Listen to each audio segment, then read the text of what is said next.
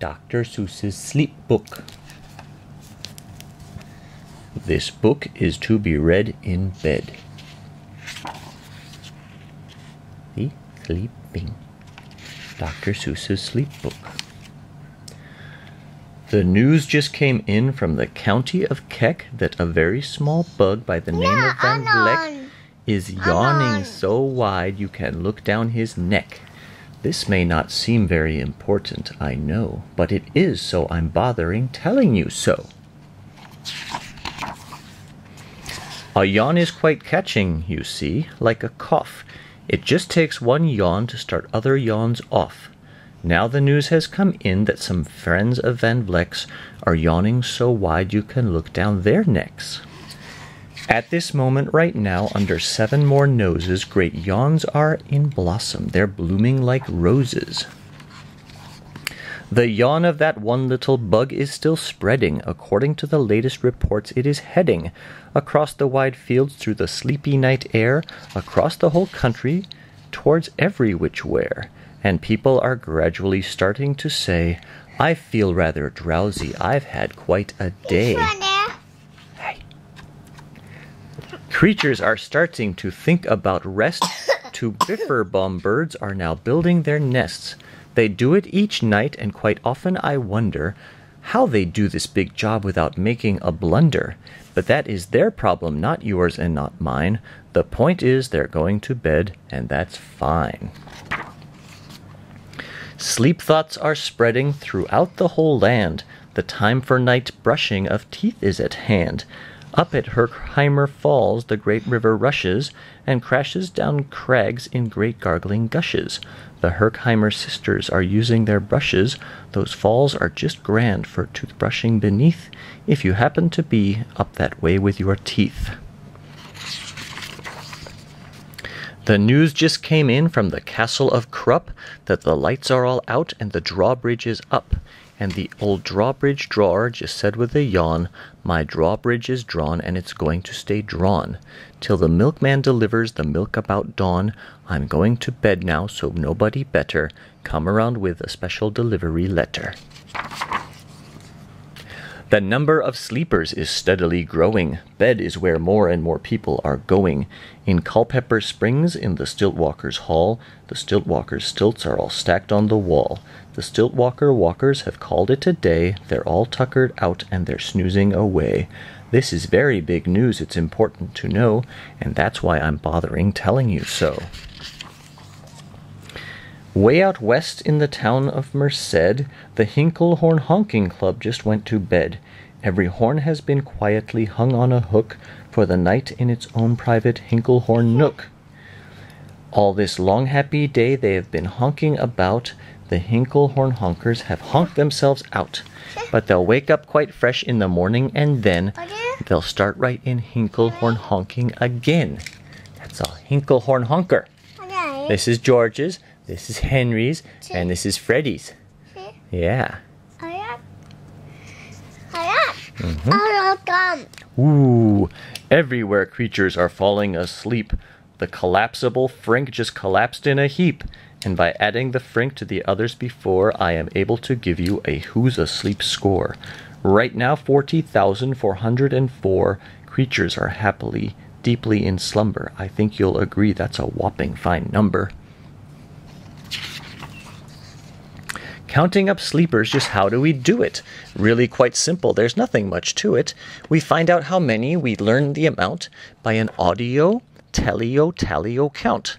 On a mountain halfway between Reno and Rome, we have a machine in a plexiglass dome, which listens and looks into everyone's home, and whenever it sees a new sleeper go flop... John. I can't see. We have a machine in a plexiglass dome which listens and looks into everyone's home, and whenever it sees a new sleeper go flop, it jiggles and lets a new biggle ball drop.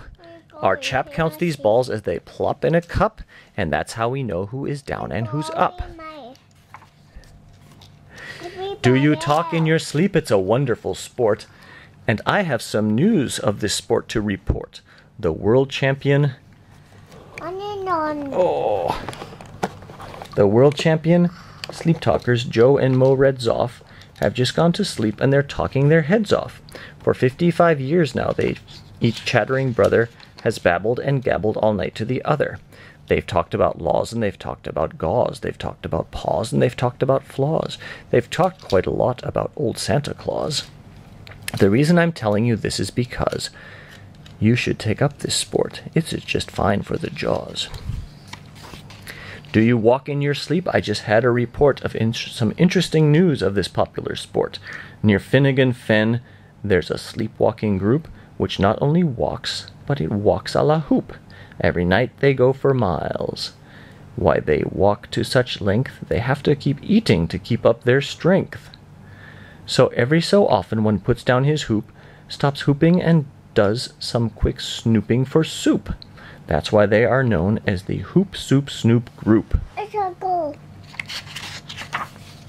Ooh, look. Huh? Sleepwalking, too, are the curious crandles who sleepwalk on hills with assorted-sized candles. The crandles walk nightly in slumbering peace, in spite of slight burns from the hot dripping grease. The candle. The crandles wear candles because they walk far, and if they wake up, want to see where they are. Okay. No, it's a candle. Oh, okay, this. Now the news has arrived from the Valley of Vale that a Chippendale mupp has just bitten his tail, which he does every night before shutting his eyes. Such nipping sounds silly, but really it's wise. He has no alarm clock, so this is the way he makes sure that he'll wake up at the right time of day. His tail is so long he won't feel any pain till the nip makes the trip from and gets up to his brain. In exactly 8 hours, the Chippendale mupp will at last feel the bite and yell, "Ouch!" and wake up. See? He's biting his tail. He's biting his tail. A Mr. and Mrs. J. Carmichael Crocs have just gone to bed near the town of Fort Knox, and they, by the way, have the finest of clocks. I'm not at all sure that I quite understand just how the thing works with that one extra hand, but I do know this clock does one very slick trick. It doesn't tick-tock, it goes tock-tick. So with ticks in its talker and tocks in its ticker, it saves lots of time, and the sleepers sleep quicker. What a fine night for sleeping, from all that I hear. It's the best night for sleeping in many a year. They're even asleep at the Zwieback Motel, and people don't usually sleep there too well. The beds are like rocks, and as everyone knows, the sheets are too short and they won't cover your toes. So if people are actually sleeping in there, it's a great night for sleeping. It must be in the air. It's a great night for snores. I just had a report of some boys who are tops in this musical sport. The snortiest snorers in all our fair land are Snorter McPhail and his Snore-a-Snort band. This band can snort Dixie and Old Swanee River so loud it would make 40 elephants shiver. The loudest of all the boys is McPhail. He snores with his head in a 3-gallon pail. So they snore in a cave 20 miles out of town. If they snored closer in, they would snore the town down. Do you know who's asleep out in Funa Laguna? 2 very nice Funa Laguna baboona. We've added them into our Who's Asleep count, which has grown to a really amazing amount. Exactly 8,808 creatures are sleeping now. Isn't that great? Ooh. A Jed is in bed, and the bed of a Jed is the softest of beds in the world, it is said. He makes it from pom-poms he grows on his head, and he's sleeping right now on the softest of fluff, completely exhausted from growing the stuff.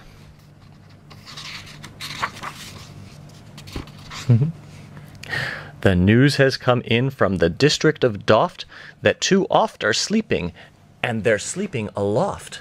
How are they able to sleep off the ground? I'll tell you, I weighed one last week, and I found that an oft is so light he weighs -1 pound.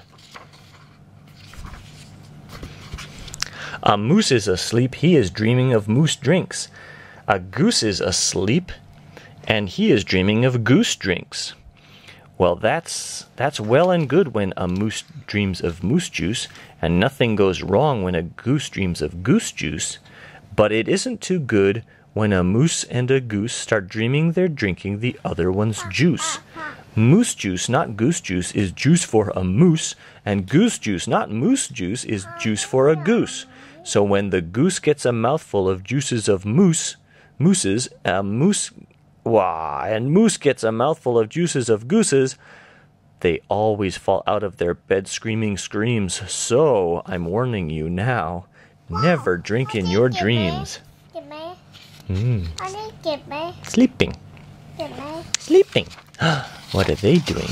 Speaking of dreaming, I think you should note that the Bumble Tub Club is now dreaming afloat.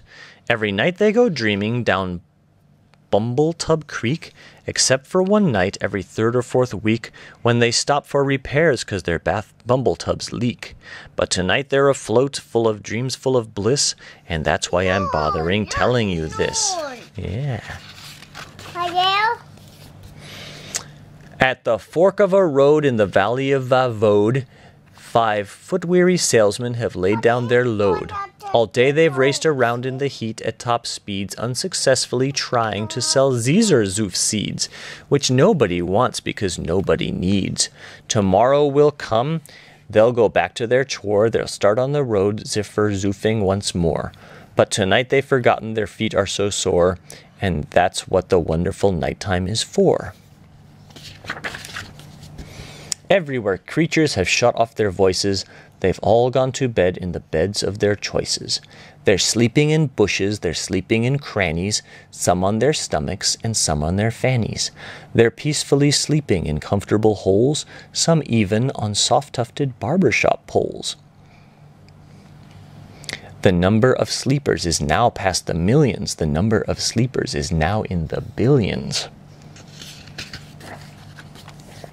They're sleeping on steps and on strings and on floors, in mailboxes, ships, and the keyholes of doors. Every worm on a fishhook is safe for the night. Every fish in the sea is too sleepy to bite. Every whale in the ocean has turned off his spout. Every light between here and Farfoodle is out. And now, adding things up, we are way beyond billions. I'm trying to read. Move. Our Who's Asleep score is now up in the zillions. 99 zillion, 9 trillion, and 2 creatures are sleeping. So, how about you?